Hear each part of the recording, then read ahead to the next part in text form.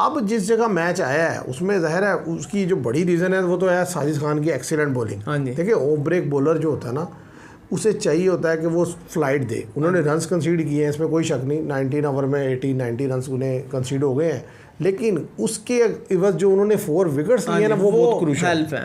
तो अब यह है कि उसकी वजह से पाकिस्तान इस पोजीशन में है कि अगर कल आकर एक विकेट जल्दी निकाल लेते हैं तो मेरा ख्याल है 20 से 30 रन के अंदर आउट करना चाहिए टीम को, ऑल आउट कर। वालेकुम viewers, welcome to all of you on my YouTube channel Crick Chat. मैं उम्मीद करता हूँ आप सब खैरियत से होंगे। व्यूअर्स, आज की वीडियो में हम बात करेंगे पाकिस्तान और इंग्लैंड के दरमियान जो टेस्ट मैच 3 टेस्ट मैचेस की जो सीरीज़ चल रही है उसका आज दूसरा दिन था, और आज के दिन की क्या समरी रही ये भी आपके साथ शेयर करेंगे और उसके ऊपर डिस्कशन करेंगे कि पाकिस्तान अब डोमिनेटिंग पोजीशन में तो है, तो क्या यहाँ से पाकिस्तान मैच जीत पाएगा या नहीं जीत पाएगा, और क्या स्ट्रैटेजी अगर पाकिस्तान अडॉप्ट करे तो मैच जीतने की ज़्यादा चांसेस होंगे। और ऐसे ही बात करेंगे कि इंडिया और न्यूजीलैंड के दरमियान 3 टेस्ट मैचेस की सीरीज़ का आज पहला टेस्ट बेंगलोर में शुरू होना था और बारिश ही हो गई। अब यह है कि बारिश हो गई है तो 5 के बजाय 4 दिन का मैच खेला जाएगा। एक्सपेक्टेशन है कि कल मैच होगा। तो ऐसी सिचुएशन में दोनों टीम्स क्या प्रेफर करेंगी, क्या इससे इंडिया को कोई प्रॉब्लम होगी जीतने में न्यूजीलैंड से, न्यूजीलैंड क्या इस मैच को ड्रॉ कर पाएगा एक पूरा दिन जो है ज़ाया होने के बाद। तो इन सारी चीज़ों पर आज की जो है वो डिस्कशन होने वाली है। तो मेरे साथ है हमज़ा। सबसे पहले मैं हमज़ा से कहूँगा कि वो मैच समरी शेयर करें पाकिस्तान के मैच की जो आज का सेकंड डे का गेम हुआ है उसके बारे में। तो आज पाकिस्तान ने 4 विकेट्स रिमेनिंग थी, जैसा है कल जब डे क्लोज हुआ डे 1 259 फॉर 6 थे। सलमान अली आगा और रिजवान क्रीज पर मौजूद थे, दोनों आज आगे अर्ली आउट हो गए। खासतौर पर रिजवान तो बिल्कुल अर्ली आउट हो गए। तो आज इन्होंने जो 4 विकेटें थी 107 रन ही बना सकी, तो 366 बनाया पाकिस्तान ने। बोल्ड आउट हो गई पाकिस्तान।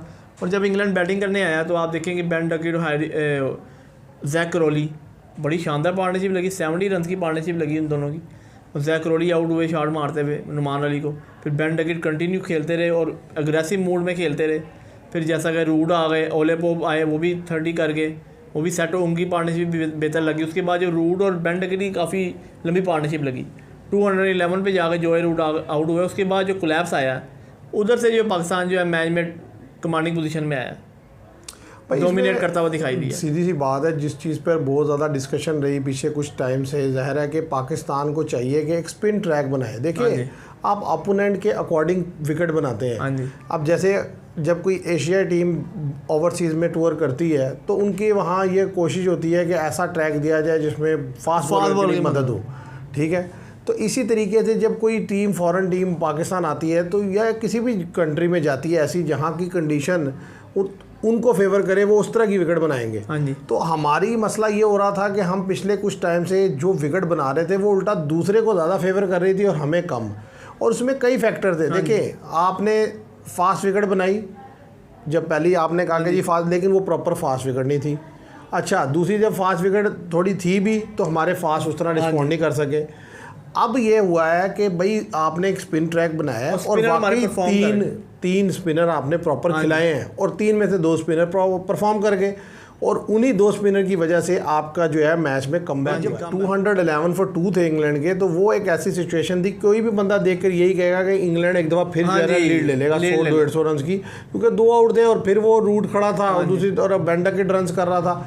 लेकिन जैसे ही विकेट गिरी और उसके बाद जो स्पिनर ने बॉलिंग की, साजिद खान ने, देखिए ना, साजिद खान ने जो बोल्ड किया है हैरी ब्रूक को, जो रूड को आउट किया, बेन डकेट को आउट किया, जो ओले पोप को आउट किया उन्होंने, और इसी तरह जो नुमान अली ने आकर फिर बेन स्टोक्स को आउट किया। देखिए आप मसला क्या हो रहा है, पिछले इतने टेस्ट मैचेस में हमारा मसला ये है, अगर एक बॉलर विकेट ले भी लेता ना तो दूसरा कोई बॉलर है ही नहीं जो विकेट नहीं लेता। अब आज के टेस्ट मैच में जो ये दूसरे दिन का गेम था, इसमें अगर पाकिस्तान हमें बेहतर पोजीशन में आज नजर आ रहा है ना, तो वो इसी वजह से कम से कम 2 बॉलर ने बेहतर विकेट निकाल के दी। कि देखे ना, पहली विकेट जो है वो नुमान अली ने निकाल के दी, और आखिरी विकेट भी नुमान अली ने निकाल के दी, और बीच की 4 विकेट साजिद खान ने निकाल दी। अब अगर एक बॉलर विकेट लिए जा रहा है, जैसे बांग्लादेश के खिलाफ खुर्रमशद ने बेहतर बॉलिंग की, उसने विकेट्स ली, लेकिन दूसरे एंड से कोई विकेट ही नहीं निकाल सका। मैच में फिर बांग्लादेश बना रहा और वो मैच निकाल के ले गए। तो अब जिस जगह मैच आया है उसमें ज़ाहिर है उसकी जो बड़ी रीज़न है वो तो है साजिद खान की एक्सीलेंट बॉलिंग। देखिए ऑफ ब्रेक बॉलर जो होता है ना, उसे चाहिए होता है कि वो फ्लाइट दे। उन्होंने रन्स कंसीड किए हैं, इसमें कोई शक नहीं। 19 ओवर में 80-90 रन्स उन्हें कंसीड हो गए हैं, लेकिन उसके इवज जो उन्होंने 4 विकेट्स लिए ना वो बहुत क्रूशियल है।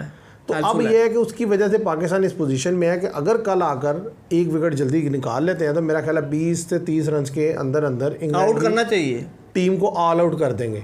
और ऑल आउट कर लेंगे तो फिर पाकिस्तान के पास ये चांस होगा कि आपके अगर 100 की लीड ले जाते हैं तो अगली इनिंग में अगर आप रोते पीटते 200-250 रन भी कर देते हैं तो आखिरी इनिंग में 350 रन चेस करना, जहाँ पर अच्छा खासा टर्न हो रहा है गेंद और फिर स्पिनर भी हैं आपके पास, तो मेरा ख्याल है इंग्लैंड के लिए बड़ा मुश्किल होगा।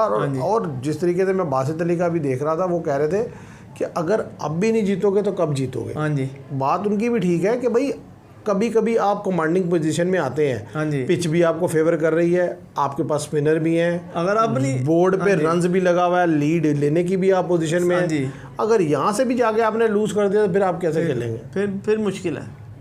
तो आपको क्या लगता है, मतलब यानी कि आज के दिन में तो देखें ना, पहले जब इंग्लैंड बैटिंग करने आया तो इंग्लैंड डोमिनेट करता हुआ हमें नजर आया। हाँ जी, आज लेकिन लास्ट आर का जो मैच था ना, लास्ट आर प्ले था, उसमें जाके पाकिस्तान ने 30 मिनट से ना लास्ट उसमें ही हुआ ये ऐसे ही है। तो अब आपको लगता है कि कल आगे पाकिस्तान जल्दी इनकी इनिंग्स को रैप अप? मेरा ये ख्याल है कि पाकिस्तान को जल्दी रैप अप कर देना चाहिए, क्योंकि ज़्यादा पाकिस्तान को लीड लेनी चाहिए, कम से कम जो है 100 रन की, 100 रन की नहीं भी तो 80 रन की तो लाजमी लेनी चाहिए लीड।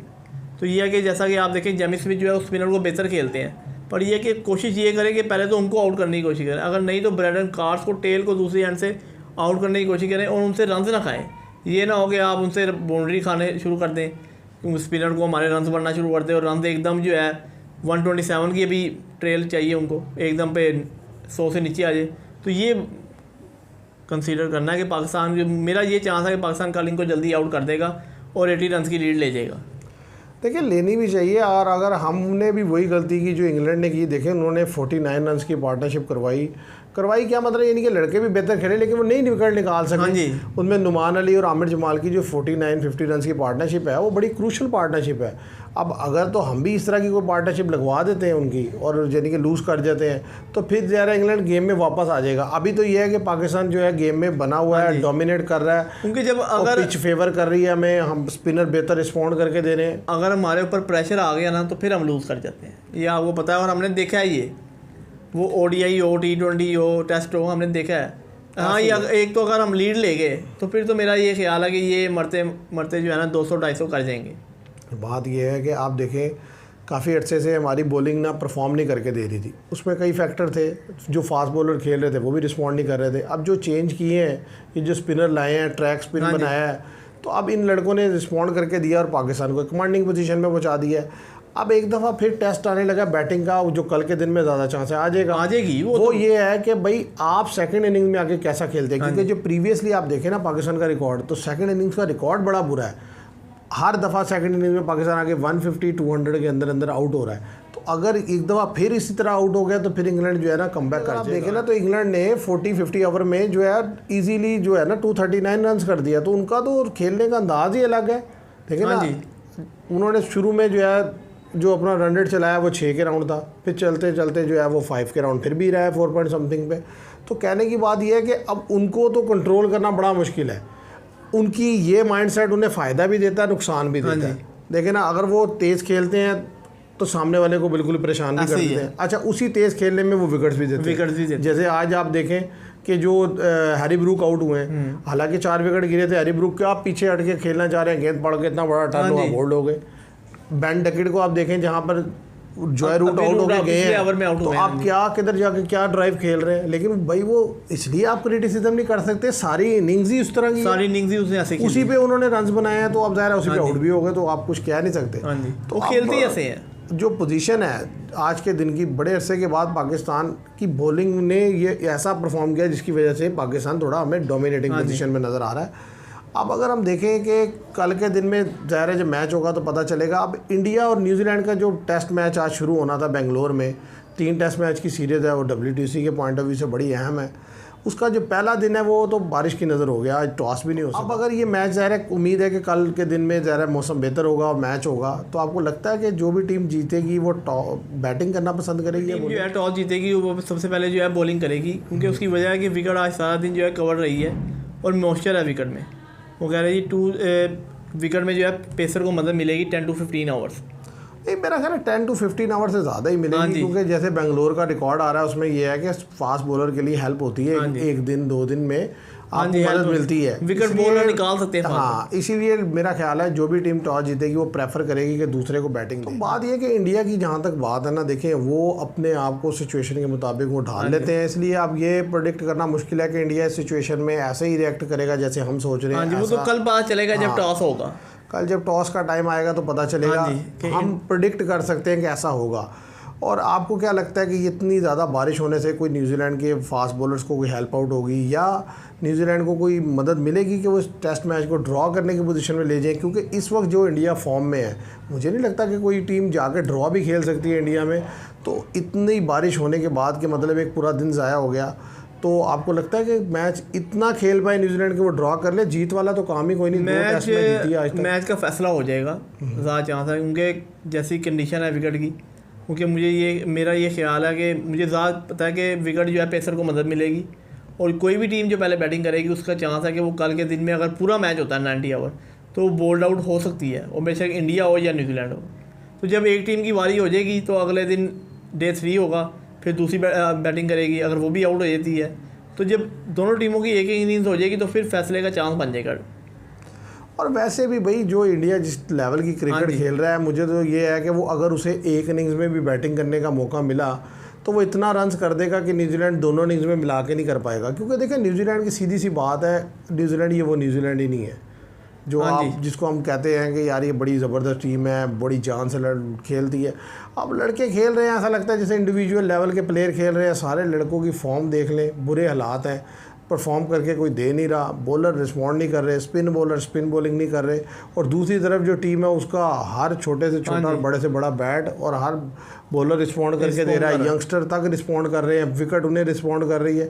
तो मेरा नहीं ख्याल उनके सामने ये खड़े भी रह सकते हैं। वो तो ये कि मैच शुरू होने की देर है, फिर आपको पता चल जाएगा कि क्या हालात होते हैं। जो अभी हमने बांग्लादेश के अगेंस्ट देखा है, हम ये मानते हैं कि ज़ाहिर न्यूजीलैंड बांग्लादेश से तो बहुत बेहतर टीम है, लेकिन असल चीज़ ये है कि इंडिया की क्वालिटी ये है कि वो टीम के अगेंस्ट अपनी गेम मज़ीद बढ़ा देते हैं। जो गेम उनकी लेवल बांग्लादेश के खिलाफ आपको नज़र आया, उससे बेहतर लेवल आप देखेंगे कि वो न्यूजीलैंड के खिलाफ कर लेंगे, क्योंकि वो ज़्यादा कमिटमेंट के साथ आएंगे। और उनके अंदर जो जीत की लगन है, जो एनर्जी लेवल है, जो उनके लड़कों का कॉन्फिडेंस है, वही तो उन्हें जीत दिलाता है। देखिए ना, रोहित शर्मा जिस बॉलर को बॉल थ्रो करते हैं वो विकेट लेके देता है, जिस बैटर को ट्रस्ट करके ऊपर भेजते हैं वो बैटर रन करके देता है। अब ऋषभ पंत को उन्होंने बांग्लादेश के खिलाफ ऊपर नहीं भेजा, उसने आकर इनिंग्स बनाई नहीं, रन किया नहीं दोनों इनिंग्स में। तो यही प्लेयर कप्तान की सबसे बड़ी जीत होती है कि वो जो डिसीजन ले और जिस लड़के को भेजे और वो डिसीजन ठीक हो।